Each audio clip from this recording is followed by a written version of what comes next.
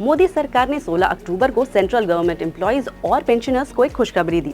खुशखबरी ये थी कि डीए यानी कि महंगाई भत्ता या डीएनएस अलाउंस और डीआर यानी कि महंगाई राहत या फिर डीएनएस रिलीफ को 3% बढ़ा दिया गया। इसके बाद हुआ ये कि जो डीए है वो बेसिक पे का 50% से बढ़कर अब 53% हो गया है। ये ऐलान तो हो गया डीए में बढ़ोतरी का, लेकिन उसके बाद चर्चा ये तेज हो गई कि क्या अब डीए को बेसिक पे का हिस्सा बना दिया जाएगा, क्या इसमें इसे मर्ज कर दिया जाएगा। तो इस पर भी अब सरकार की तरफ से क्लैरिफिकेशन आ गया है और इस चर्चा पर फुल स्टॉप लगा दिया गया है। जवाब ये है कि इन दोनों को यानी कि बेसिक पे और जो डीए है उन्हें मर्ज नहीं किया जाएगा, डीए एक अलग हिस्सा ही रहेगा।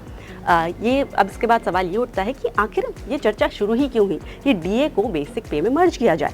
तो इसकी शुरुआत यहाँ से हुई है कि जो 5th पे कमीशन था, जिसकी सिफारिशें 1996 से 2006 तक लागू हुई थी, उसमें एक रिकमेंडेशन दिया गया था कि अगर डीए 50% का जो थ्रेशोल्ड है उसको क्रॉस कर लेता है तो उसे बेसिक पे का हिस्सा बना दिया जाना चाहिए।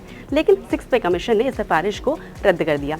इसके बाद 7th पे कमीशन में फिर से ये मांग उठी कि जैसे ही डीए का जो 50% का थ्रेशोल्ड है जब वो क्रॉस कर ले तो उसे बेसिक पे को अपने आप दोबारा से इसे रिवाइज कर लिया जाए ऑटोमेटिकली। लेकिन यहाँ सरकार ने इस मांग को रद्द कर दिया। अगर ऐसा होता कि इन दोनों को मर्ज किया जाता तो होता ये कि जो हाउस रेंट अलाउंस है या फिर ऐसे ही दूसरे जो अलाउंसेस हैं उनमें भी बदलाव किया जाता। लेकिन फिलहाल ये बदलाव नहीं होगा।